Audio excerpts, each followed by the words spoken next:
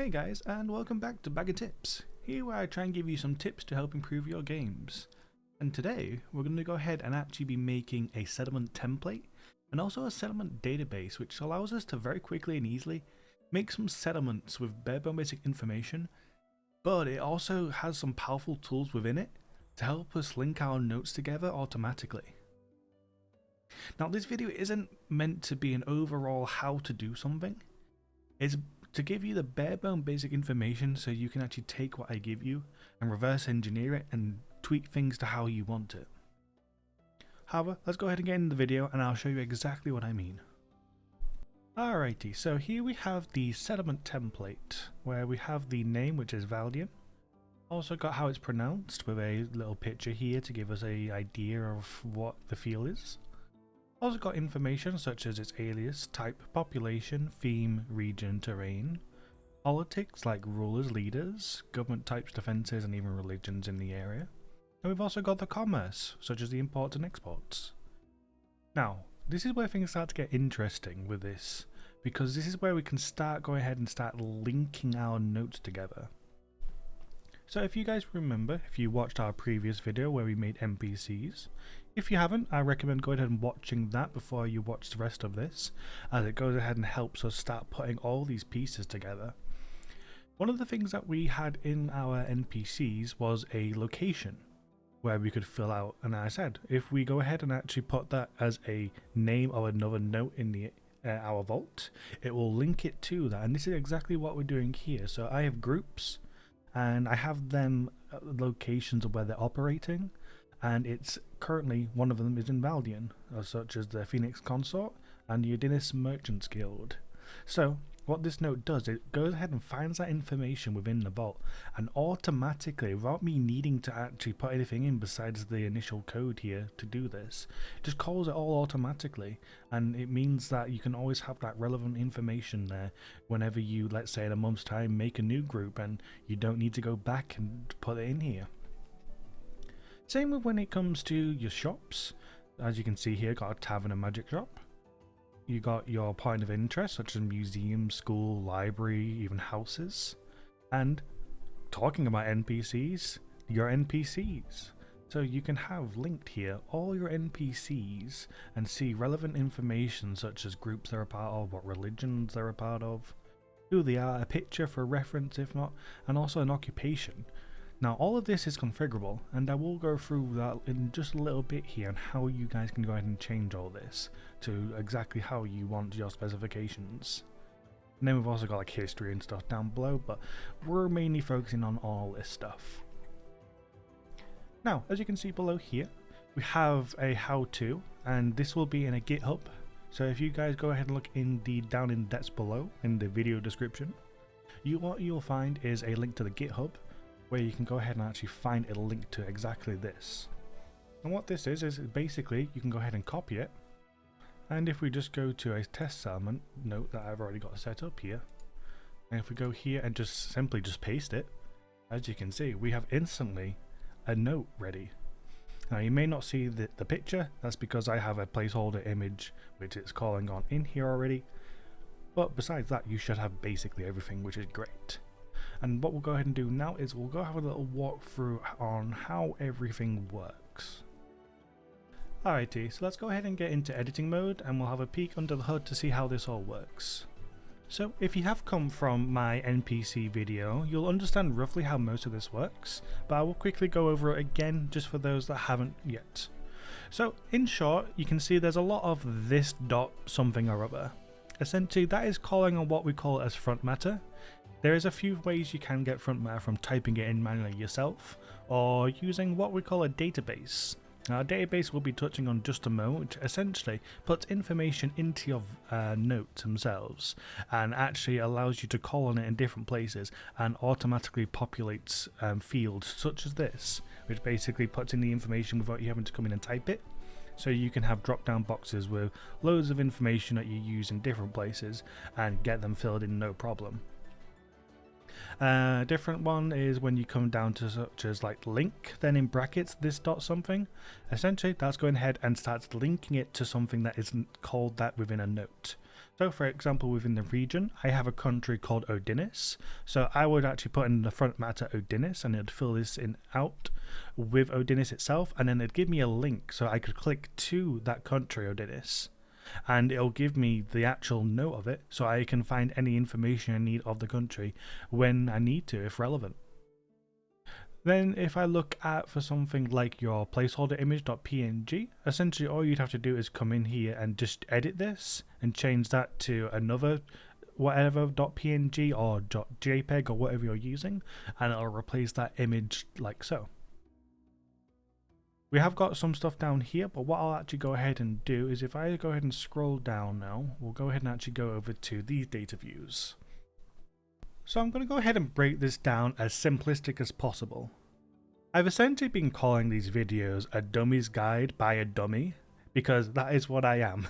I am basically someone that doesn't understand all the technical stuff that's going on here for the most part, and don't really understand all the jargon. And essentially this is for me to try and explain to you guys what it's doing without overwhelming you, because I don't understand it either. So I'm going to explain basically what it's doing so you know how to take it apart and start playing around with it. And if you want to expand on it and get more information on it, that's completely fine. That's great. Go do that. But this is to my understanding. So essentially all we've got here is this is basically the title. We're saying it is for notable characters. This bit here is saying NPC database line add new NPC. Essentially, that line add NPC is basically just what we're replacing it with. So that is what's going to actually show. But this NPC database is here simply because that this isn't currently linked to anything. So what I'm going to go ahead and do and actually replace this, and I'm going to go ahead and change this to, let's go ahead and change it to the database NPC. And if I click that, and if I just go back into viewing mode, what you'll see, if I click on this, that'll go ahead and take us, if this was an actual database itself, you'll be able to go straight to a database, and then you can start using the database to actually start making a brand new NPC. Super quick, super simple. Now if I come back through to here, under that we have what is basically just a data view. That's basically now making this showcase in a certain way. And then basically saying this is going to be a table, which is a part of data view, and then we're going to list the things that we want to showcase. So I have first here art. That's going to go ahead and actually bring some pictures in if we have any, to actually showcase who we're currently looking at. Then we've got party 1 standing as party 1 standing. Now essentially all this is doing is saying that we're looking for the metadata, which is party 1 standing, and as basically we want to replace it with something like we did here with the add new NPC, and we just want to change it to party 1 standing, which is basically just got spaces in, so it will basically showcase a little better. After that we have a new kind, which is join an occupation as occupations. Now that as occupations is like we just did before, so we're just basically changing the occupation to adding an S, just so it showcases a little better. But this now join section here is where it does get a little interesting. So right now this is actually called settlement, or just test. If I go ahead and change this to testington, as this is our new settlement, and as you can see nothing's updated yet, so we just need to quickly click off it and back on and scroll down, you'll see I have some NPCs pre-made. Now, the reason why we have the join is, as you can see here, we've got priest and barkeeper. You can see these are nicely presented with a comma and a little space before it goes to the next one. If I was to actually replace all of that, and if I was just to come back down here and just replace all this part here with occupation and do a viewing mode, what it's going to do is going to start doing these basically commas here. These bullet points to kind of showcase them, and if you like that view, by all means you can keep it like that. However, I do think, especially when you get multiple things going on with pictures and all that stuff, it can get a bit messy. So I just tend to keep it like so, with the joining, just so it showcases a little better. And then as I was talking about before with the region, we do exactly the same thing, but we do a link on top of that. So essentially it goes ahead and actually finds whatever it is called that certain thing. So for example here we have the Adventuring Guild, and if we had a note it would link directly to the Adventuring Guild. So we can go to that and then find any relevant information we need. Now it still works as a link right now. Basically, as you can see here, it's not created yet. If we click it, it'll create a new note and we can start working on the Adventuring Guild right from here. Further down, going past that, as this is just more of the same now, the religions, we're moving on to where. So this is basically saying, what information am I looking for? What is necessary for it to appear in this list? Now, we have a few different ways of calling information, but this is the information that I mainly call on. So as you can see, I have a location equals this file name. So that's basically saying, what is this called? And then I want whatever this file is called to be one of the parameters. So Testington. So, okay, great.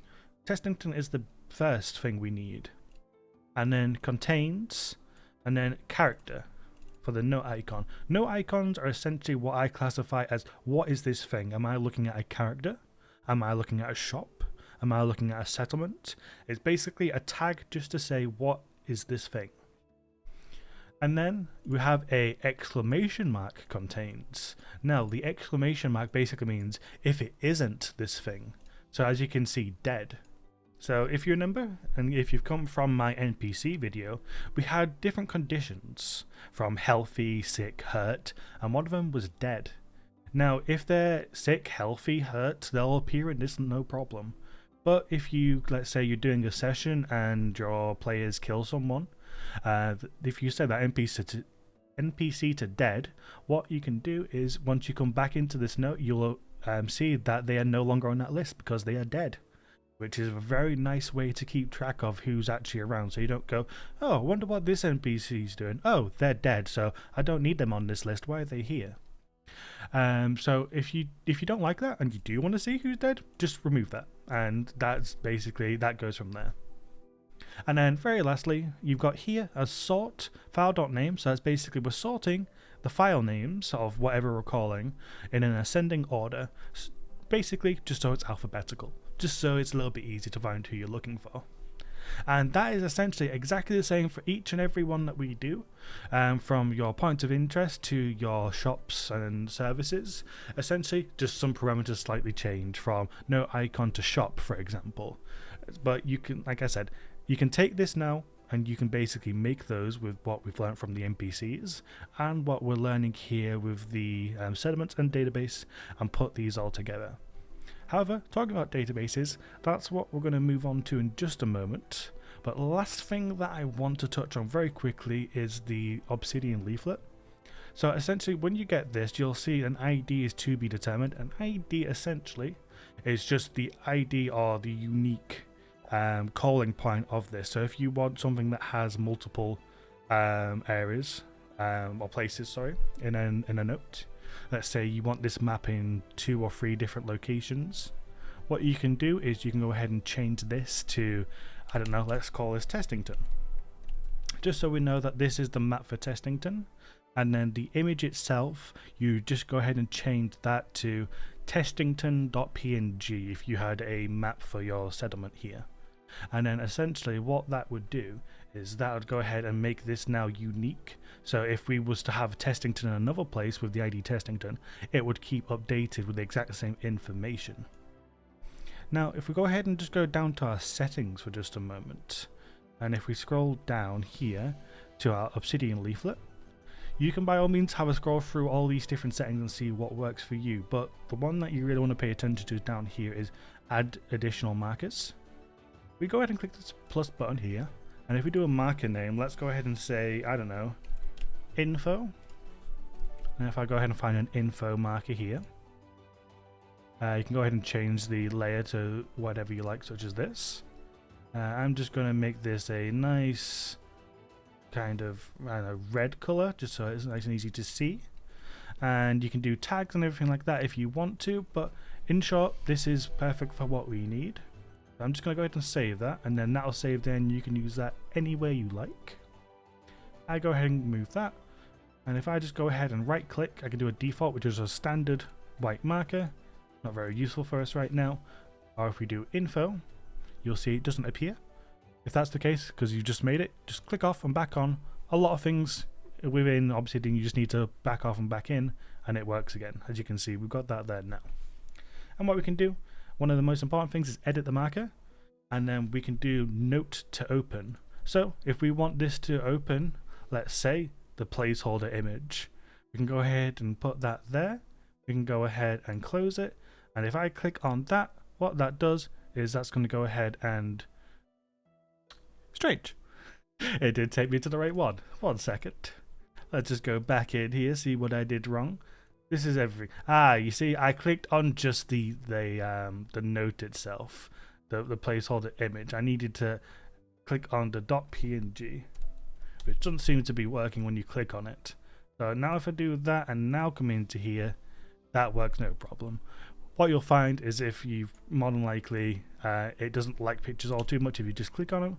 Let's go ahead and just go, for example, the templates, for example, for the session notes. See, no problem. It's just because I did a picture, that was all. But that is the very quick and easy way to use the Obsidian leaflet, especially for making your notes. There are many other things such as drawing and everything like that. You can do shapes, highlight, everything like that. Highly recommend looking into that, but we're mainly looking at the note side of things. With that being said, let's go ahead and have a look over on the database side of things. Alrighty, so just like we did for our template, you can see I have a database already set up for you guys. So if you go ahead and locate that within the GitHub, you can go ahead and just copy it straight away. And then you can just go into a note and go ahead and paste this in and then go into a viewing mode. Now, if it looks like this in a weird kind of like table format, don't worry. This does happen from time to time. All you need to do is just go ahead and close your vault and reopen it, and you should be good to go. However, I do have one set up on the side just in case this happened to me, so we're good to go. Now, essentially, this is just a place where we can go ahead and start making things. We can either go ahead and actually make it from here, or we can also search for stuff. So, for example, I could find Testington, and then it goes up there straight away. And to make things, on the top right here as well, we can do the little plus for add row, type in Testington. And then for the row template, this is where we actually put in the templates ready to use. So that template that you have, hopefully it's all clean and ready to go. If not, just make sure you get rid of any testing you may have done and go ahead and find it in here and click it. And then that'll basically make it ready to be used multiple times. Once you click on here as add new row, once that's all done, it'll go ahead and make a fresh line for you like so. Now, along here you'll see there's different things such as file. This is just the name of the file itself. And then you have different ways you can go ahead and start filling in the information. So these ones here with the little lines, you can go ahead and do as just text. These ones are select, so you just select one thing from a drop down. And there's also this one here with a tags, which basically means you can click multiple things. Now, depending on what you want to do, might have variations of what you want. So for pronunciation, you're going to want to type this in as something different every time, more than likely. So for Testington, we'll just type Testington. The alias, what is this place known as? We can call this as the Golden City. No icon, remember we were saying before about what is this thing we're looking at here. So it's just a settlement. The type, well, let's call this a large city. The population, I could say this was 10,234. The theme, what are we basing this settlement off? Let's go ahead and say we're going off Gothic. The region, what region this is in? I can say Ardennes, for example. So this is going to link it to the country of Ardennes. The defenses, we want to go ahead and mark that as, let's say, I don't know, they're strong. The government type, let's say democracy.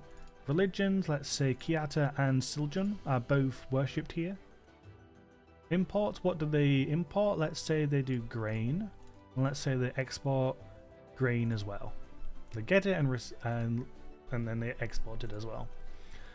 Now you're looking at this and thinking, okay, that's done. But now how do I add things myself? Well, the way you can do that is two different ways. You can either go onto here and go into settings, and then you can type in a new one here.